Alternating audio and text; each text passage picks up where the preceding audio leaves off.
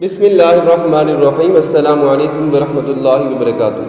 محترم سامعین، جب حضرت موسیٰ علیہ السلام کوہ طور پر 40 دن کے لیے اللہ تبارک و تعالیٰ کے حکم سے تشریف لے گئے تو سامری منافق نے چاندی سونے کے زیورات پگھلا کر ایک بچڑے کی مورت بنا کر حضرت جبرائیل علیہ السلام کے گھوڑوں کے پاؤں کی مٹی کو اس مورت کے منہ میں ڈال دیا تو وہ زندہ ہو کر بولنے لگا۔ پھر سامری نے مجمع عام میں یہ تقریر شروع کر دی کہ اے بنی اسرائیل، حضرت موسیٰ علیہ السلام خدا سے باتیں کرنے کے لیے کوہ طور پر تشریف لے گئے ہیں، لیکن خدا تو خود ہم لوگوں کے پاس بھی آ گیا ہے، اور بچڑے کی طرف اشارہ کر کے بولا کہ یہی خدا ہے۔ سامری نے ایسی گمراہ کن تقریر کی کہ بنی اسرائیل کو بچڑے کے خدا ہونے کا یقین بھی آ گیا اور وہ اس بچڑے کی پوجا کرنے لگے۔ لیکن جب حضرت موسیٰ علیہ السلام کوہ طور سے واپس تشریف لائے تو بنی اسرائیل کو بچڑا پوجتے دیکھ کر بے حد ناراض ہوئے۔ پھر غضب و جلال میں آ کر اس بچڑے کو توڑ پھوڑ کر برباد کر دیا۔ پھر اللہ تبارک و تعالیٰ کا یہ حکم نازل ہوا کہ جن لوگوں نے بچڑے کی پوجا نہیں کی وہ لوگ بچڑا پوجنے والوں کو قتل کر دیں۔ چنانچہ 70,000 بچڑے کی پوجا کرنے والے لوگوں کو قتل کر دیا گیا۔ اس کے بعد دوبارہ یہ حکم نازل ہوا کہ حضرت موسیٰ علیہ السلام 70 آدمیوں کو منتخب کر کے کوہ طور پر لے جائیں اور یہ سب لوگ بچڑا پوجنے والوں کی طرف سے معذرت طلب کرتے ہوئے یہ دعا مانگے کہ بچڑا پوجنے والوں کے گناہ معاف ہو جائیں۔ چنانچہ حضرت موسیٰ علیہ السلام نے چن چن کر اچھے 70 آدمیوں کو اپنے ساتھ لیا اور کوہ طور پر تشریف لے گئے۔ جب یہ لوگ کوہ طور پر طلب و معذرت و استغفار کرنے لگے تو اللہ تعالیٰ کی آواز آئی کہ اے بنی اسرائیل، میں ہی اللہ ہوں، میرے سوا کوئی تمہارا معبود نہیں۔ میں نے ہی تم لوگوں کو فرعون کے ظلم سے نجات دلا کر تم لوگوں کو ظلم سے بچایا، لہذا تم لوگ فقط میری ہی عبادت کرو اور میرے سوا کسی اور کی عبادت مت کرو۔ اللہ تبارک و تعالیٰ کا یہ کلام سن کر یہ 70 آدمی یک زبان ہو کر کہنے لگے کہ اے موسیٰ علیہ السلام، ہم ہرگز آپ کی بات نہیں مانیں گے جب تک ہم اللہ کو اپنے سامنے نہ دیکھ لیں۔ یہ 70 آدمی اپنی ضد پر بالکل اڑ گئے کہ ہم کو خدا کا دیدار کرائیے ورنہ ہم ہرگز نہیں مانیں گے کہ خداوند عالم نے یہ فرمایا ہے۔ حضرت موسیٰ علیہ السلام نے ان لوگوں کو بہت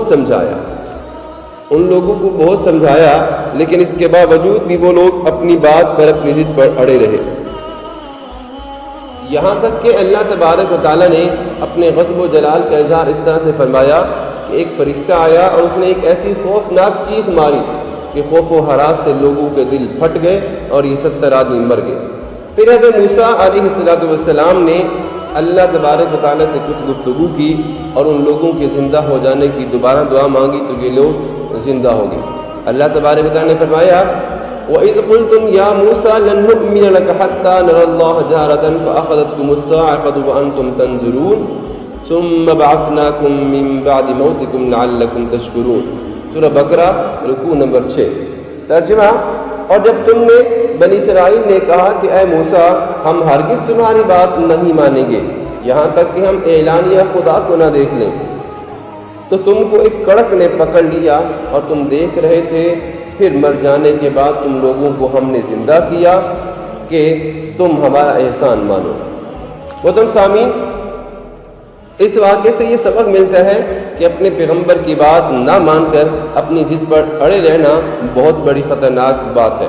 پھر ان 70 آدمیوں کا مر کر زندہ ہو جانا یہ خداوند قدوس کی قدرت کاملہ کا اظہار ہے تاکہ لوگ ایمان رکھیں کہ اللہ تبارک و تعالیٰ قیامت کے دن سب مرے ہوئے انسانوں کو دوبارہ زندہ فرمائے گا۔ اس واقعے سے یہ بھی معلوم ہوا کہ حضرت موسیٰ علیہ السلام کی شریعت کا قانون یہ تھا کہ گناہ شرک کرنے والوں کو قتل کر دیا جائے، پھر قوم کے نیک لوگ ان کے لیے دعا کریں، دعائے مغفرت کریں، تب ان شرک کرنے والوں کی توبہ قبول ہوتی تھی۔ مگر ہمارے حضور سید الانبیاء خاتم النبیین صلی اللہ علیہ وسلم کی شریعت چونکہ آسان شریعت ہے، لہٰذا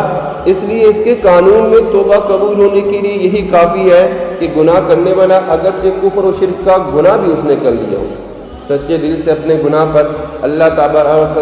تبارک و تعالیٰ کے حضور شرمندہ ہو کر معافی طلب کرے اور اپنے دل میں یہ عہد و عزم کرے کہ پھر وہ گناہ نہیں کرے گا